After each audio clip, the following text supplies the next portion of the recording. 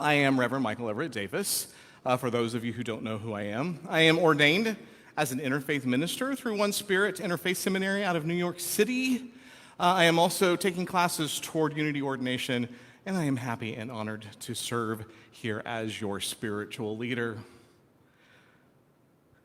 So, I have a lot of questions today, and I may not have many answers. We'll see what happens. All right. God's will. That's the first question. You can put a question mark. God's will? What is God's will? Well, let's see. If we look at Unity's first principle, which there is one presence, one power in the universe and in my life, God, the good, omnipotent. So in that principle, it says that God is good, omnipotent. God is powerful good, or the power of good. So what is the will of good? More good, maybe? I think so. More good. But also, if you look at the definition of will, it can also mean to decree. I will this. Make it happen. So, God is willing good. Wills good to happen. From Metaphysics 1 by Ed Rabel. I got this from truthunity.org. I can almost read it. I have new eyes, so. God is the only absolute good. Can we even begin to get an inkling of what absolute good means? We initially know that it is the ultimate truth about God. Do any of us really want absolute good to be altered or modified, even if we temporarily want things to go a certain way? When we recall the many times Jesus speaks of God's will, we find that it is always in regard to something good. Good, even beyond personal expectations.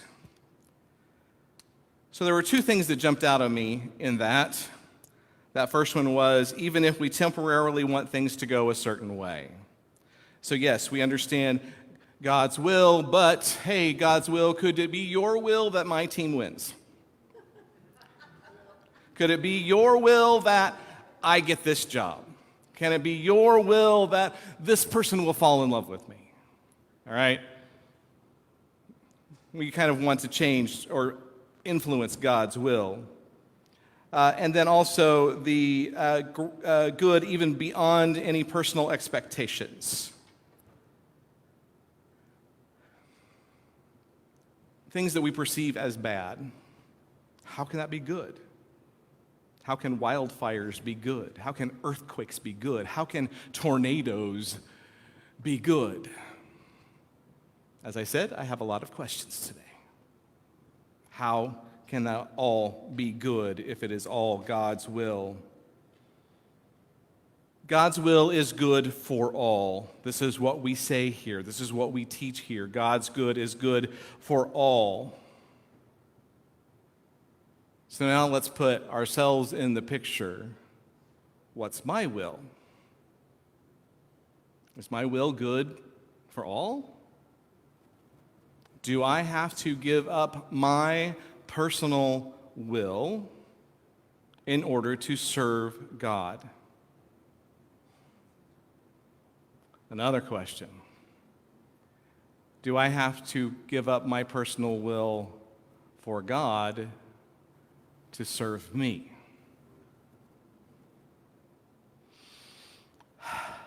Breathe that in. Take a drink of water.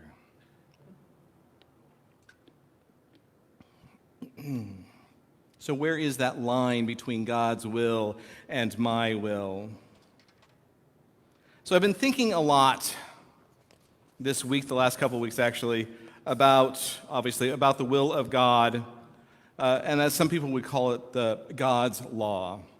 And I feel like God's law is a term that gets tossed around frequently in terms of morality. It's God's law that we do this. But also, I feel like God's law is something that we can use to avoid responsibility. It's like, oh, or even God's will to avoid responsibility. Oh, well, it was God's will. That's why I didn't get the job. It was God's will. Or, if it's God's will, I will get this.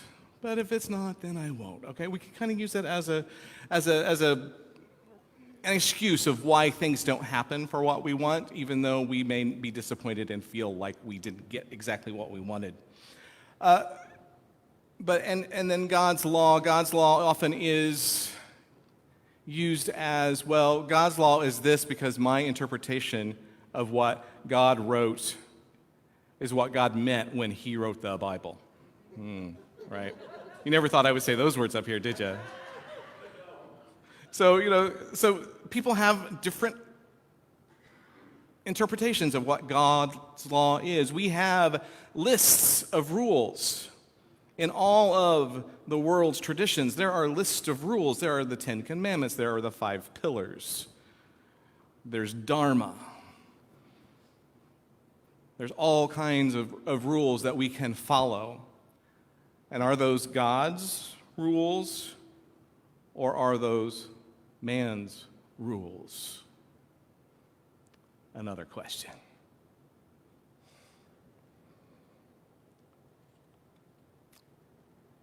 So I'm going to tell you about a meditation experience I had about 10 days ago. It was a Thursday night with my ministerial cohort.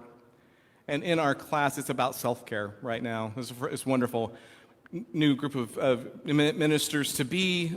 Some of us already are doing the work, but they start off with self-care. That's smart. That keeps us from burning out and pulling our hair out. But each of us, each week, one of us each week, will be leading a 15-minute guided meditation. And I was like, okay, guided meditations. I'm not necessarily a guided meditation person. Sometimes people are like, okay, you're in a garden. I'm like, yeah, I'm in a garden. I see this garden. In this garden you have, I was like, that's not my garden, I already was there. You're trying to tell me what my garden is. So I struggle through that whole meditation, fighting with what they're saying my garden is and what my garden actually is. My cohort friend Sue did this guided meditation, and she invited us to go to a beach, a meadow, a forest, a garden. I was like, I get to choose. And then she asked us to look around and see what we see. Never told us what we were going to see. We got to do that for ourselves. So I experienced a meditation like I have never experienced before in my life. I went to the beach. That's where I chose to go.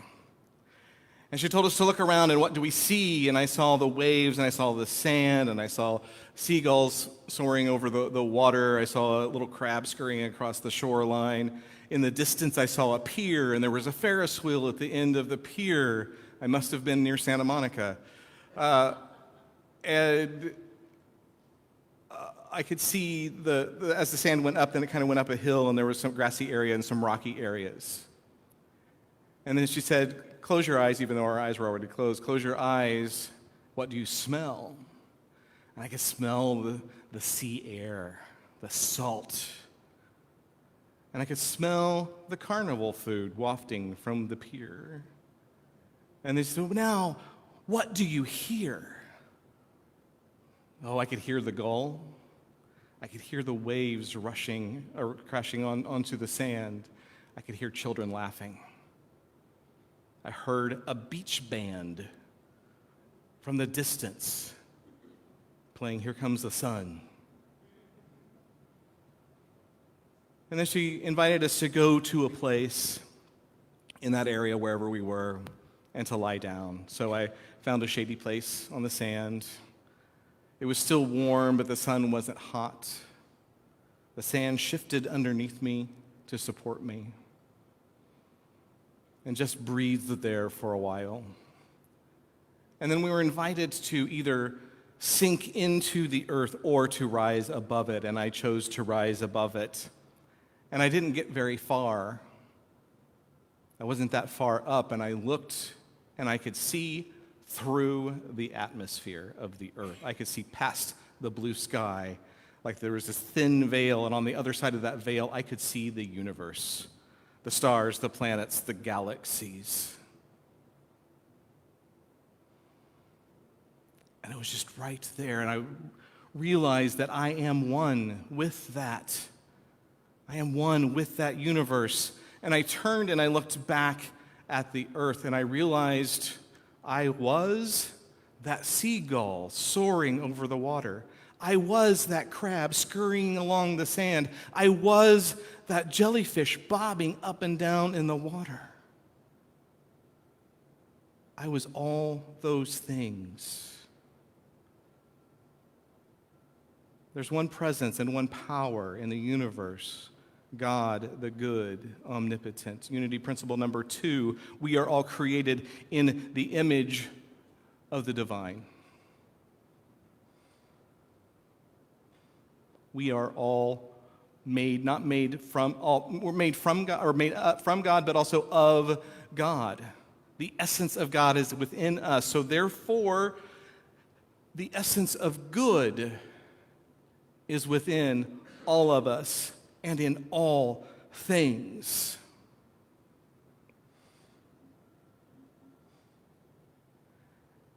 And so the other day, I was sitting back on our back porch. It was a lovely morning.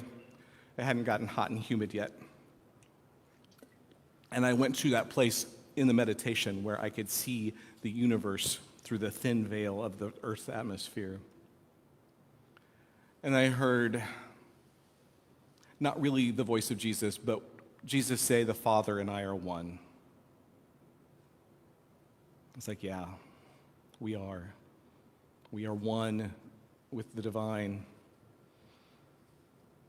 And then my mind went back to the teaching of Jesus, the metaphor of the grapevine, where he says that God is the gardener and Christ is the vine and we are the fruit.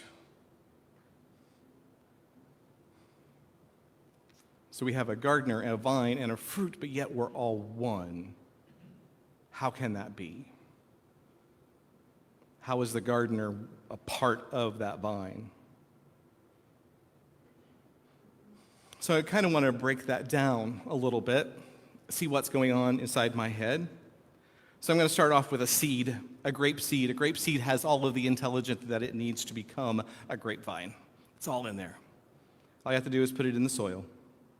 And in the soil, where there's darkness and nutrients and moisture, that intelligence wakes up and it sprouts roots and a branch and it comes up. And then that branch, the sun is shining. It allows the green of the plant to photosynthesize and grow, and the roots are absorbing the nutrients from the soil and the water and sending that up through the vine to form little branches, and then on the little edges of the branches a bud forms. And then that bud becomes a bloom. And the pollen fertilizes the ovule, and then fruit develops. And inside that fruit is a seed. And when that fruit ripens, perhaps a bird comes around and eats the fruit and flies off, or perhaps the fruit falls onto the ground. Either way, that seed ends up back, or that new seed ends up in the ground, and it can become a grapevine. So this process over and over. It's a continuous thing. But each of those things has the divine in it. The seed, the roots, the soil, the nutrients in the soil, the sun, the rain. It's all a part of the grape. I got some back here. And grapes are a symbol for abundance, right? Look at all of them. And also, not only in that little grape seed is the intelligence to make another grapevine, there's the intelligence to make wine. There's the intelligence to be Welch's grape juice. There's the intelligence to be a popsicle. It's all there. It's all divine. Trying to wrap my head around all of that. And we've been told, we even sing this, God is source. God is my source. I remember a talk from a few years ago from Reverend Susan Boatwright had mentioned that we are made of source. And source never leaves. That stuck with me the whole time. Source never leaves. Because it is the thing. It's the seed, it's the grape, it's the sun, it's us. We are all source. So if our source is God and God's will is good for all,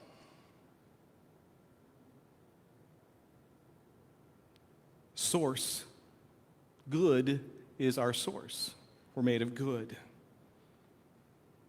But we have our human ego self that we seem to fight against. We don't need to fight it. Remember, we're spiritual beings having a human experience. That ego self is a part of that ego experience. Don't fight it, but know what it's doing. Guide it spiritually. So we're trying to simply connect ourselves with the divine. We're all climbing Jacob's ladder. Greg's beautiful song. Because in Genesis, Jacob has a dream, and there's a ladder going from earth to heaven, and that's how the angels get from heaven to earth. It's that connection. So we don't need a physical ladder because it's already there, because it's source, and we are source. There's no separation. And Jesus talks about that the gardener, God being the gardener of the vine, and will prune the vine as needed. So we are the gardener, we are the vine, we are the fruit. When we're in line with the divine, we get to do the pruning. We can prune the ego stuff that doesn't serve us. We can snip that off. It's not producing anything. We can get rid of it. We can let go. We can get out of the way and put that energy towards something that will produce fruit.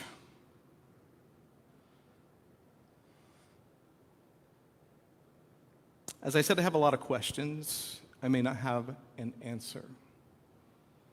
I loved today's daily word. I had read it or listened to it several times, and this morning I listened to it, and I realized that at the end said, God's joy is my joy. God's will is my will. Also, in prepping for this and looking at ideas, I had asked the Soul Sisters, Heart and Soul Sisters, where they were at in the artist way. And Rosemary said chapter 6. I was thinking, great. And I asked Susan where they were with money and the law of attraction. And she said, this is the last week. I was like, okay. So they are all finished. Heart and Soul Sisters were in chapter 6. I read chapter 6, and this is really interesting. That is the artist way, and it's talking about when you're kind of having a block and you don't feel like you can give yourself anything. And it's like to give yourself some luxury. And luxury doesn't have to be something expensive. In the book, the story, a woman bought like a pint of raspberries at the beginning of the week. She loved raspberries, and so every day she got to treat herself with raspberries. She did something good for herself. She found joy in that. That's God's will. God's will is to give us joy. And in the money and the law of attraction, which I had never listened to Abraham Hicks before. That was very exciting. And the universe wants us to be happy. The universe wants to give us joy. And so whatever we are thinking about and doing about, the universe thinks that's what we want, and so it gives it to us. If we think that we're poor and we're in lack and we're complaining about it, the universe thinks that that's what we want because that's what we're focusing on, and so that's what it gives it to us. But no, I want to be rich, but da-da-da-da. What is it that brings you joy? Bring that to mind. What is it that you want to be? Bring that to mind. Think about that, and that's what the universe will give you, because my will is God's will. God's will is my will. God's joy is my joy. My joy is God's joy. God's peace is my peace. My peace is God's peace. So God's will, it's what I want. It's good. I want good for all. If it's good for me and not good for you, is that God's will? Probably not. If it's good for somebody else and not good for you, is that God's will? Maybe. Are you going to learn from it? Are you going to grow from it? Then maybe that was God's will. It's a question that we'll always face.